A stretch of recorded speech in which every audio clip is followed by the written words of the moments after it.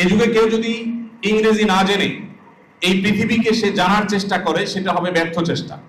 যুগের ভাষা যদি আমরা না জানি, তাহলে সেক্ষেত্রে আমাদের দ্বারা উম্মার কাঙ্ক্ষিত উপকার এটি আসবে না। কাঙ্ক্ষিত উপকার এটি পৌঁছাবার জন্য কোরআন হাদিসের জ্ঞানের পাশাপাশি যুগের ভাষা আমাদের রপ্ত করা দরকার।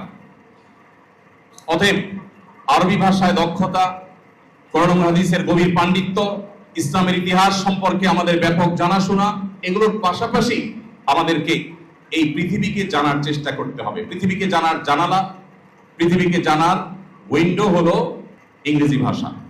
ইংরেজি ভাষা ছাড়া কেউ যদি পৃথিবীকে জানতে চায়, তাহলে সে সত্যিকার অর্থে পুরোপুরি আজকের পৃথিবীকে সে জানতে পারবে না।